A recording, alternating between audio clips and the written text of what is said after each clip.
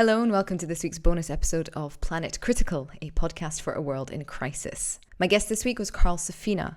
Carl's an American ecologist and a writer. He's written 7 non-fiction books about the natural world. He won the MacArthur Genius Prize. His work's been featured in the New York Times. He's sort of been everywhere and has dedicated his life to understanding and therefore helping the natural world. I was really fortunate in this interview with Carl because he laid out the next book that he's working on, which is about what he calls the different cultural realms of human society and history, and how each different realm has impacted the natural world, and what we can learn from each other. And essentially, he really rails against Western philosophy and Western culture and gives a fascinating account of how the monotheistic Judeo-Christian God, which originates with Plato, this religion of seeing the world, the natural world, this lifetime as profane, essentially has engendered this culture in which we do not respect the natural world. We do not protect it, we do not worship it, we do not celebrate it. And that's his argument. I am completely on board with what he had to say. I've always found it bizarre how dominant religions want to separate man himself into, the body and the mind and the heart. We have the Holy Trinity in Christianity. And there always seems to be a disapproval or a disavowal of the body itself, as if it's just a vessel in which to carry the soul, and it's the soul that will go on to whatever afterlife they subscribe to and live out the soul's glory days for eternity. I think if you look at how religions treat, for example, sex before marriage, I think that's really, really interesting. Rejecting the fundamental process that makes life, considering it a sin if it's not done in some socialized institution, rejecting those who participate in one of the most natural things on the planet that produces life, which for all of our science and all of our knowledge, we can't yet do. I've always found it fascinating that religions reject that and want to suppress it, as if the body is a profane thing, as if human nature and ergo nature is in itself a bad thing. I suppose if this were a different kind of show, we could go into other ways in which we tend to abuse our bodies, and that abuse then gets transplanted onto our wider environment.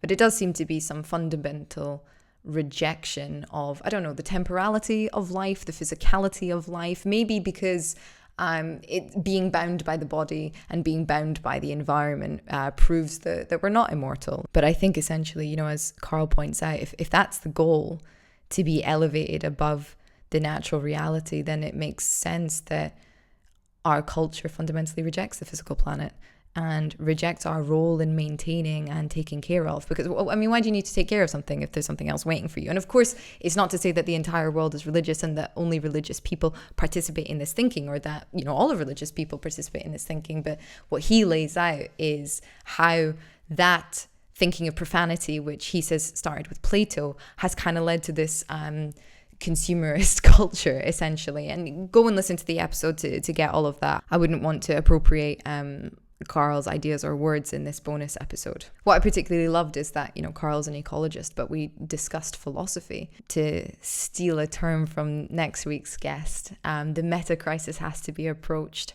from all angles at all times. It's about creating an ecosystem of solutions, say. So to have an ecologist on to discuss philosophy and culture and religion and history, I think is completely not only within the message of this podcast, but within the message of all of my guests who are saying every single thing that humankind does or thinks or creates impacts everything else, because we are all connected ecologically. Forget the philosophy for a second. Ecologically, we are all connected. There's a lot of interesting philosophy about how language impacts reality. The words that you use or the words that are used in your culture affect how you perceive things. So there's cultures in which they have either lots of different names for nuanced colors, and then other cultures that don't have words for certain colors, and their perception of those colors are different. To think that religion or this concept of profanity, of the natural world being profane, has not impacted us in any way would simply be foolish. I don't know enough about indigenous cultures to talk about their religions exactly, and I'm even remiss to use the term indigenous cultures because there's so many different cultures all around the world of indigenous peoples. But from speaking with some Indigenous people and from carrying out my investigative work in Southeast Asia and the Pacific. What I can say is a lot of their religious ideas or spiritual ideas are fundamentally tied to the natural world. So it's about the spirits of other creatures, or it's about the myths that they tell are about how best to engage with the world, or about picking seasons and growing seasons and hunting seasons, and it's literally about how to live a good life, essentially, which was the original driving force of philosophy as well, the study of life. What is often taught is that there is no one superior thing, which is why certainly with the peoples the peoples I've spoken to, they don't see their own tribes as above the clouded spotted leopard, or the monkey that they share a home with, or the stream, or the forest itself, because there is no religion that teaches them there's a hierarchy. And ultimately, if the dominant religions are teaching hierarchy, and if they're teaching elevation, and that humankind's place is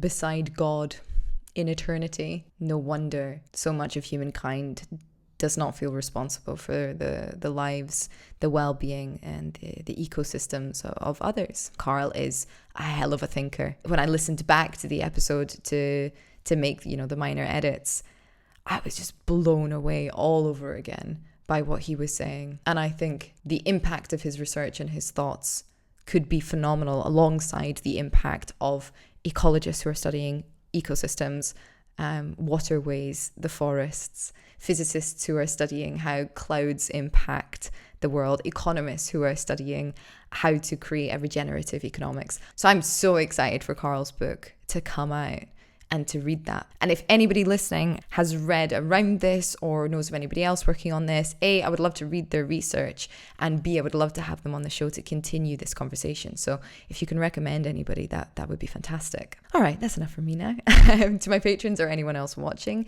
thank you very much for tuning in. Please do let me know what you think about these bonus episodes and what you think about the podcast episodes. I'm always keen to improve.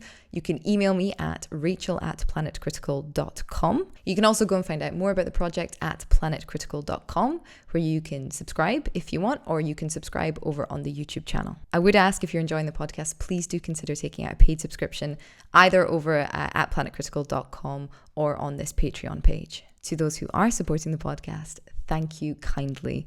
This work would not be possible without you, and it's such a joy to see a community of Planet Critical supporters or listeners popping up.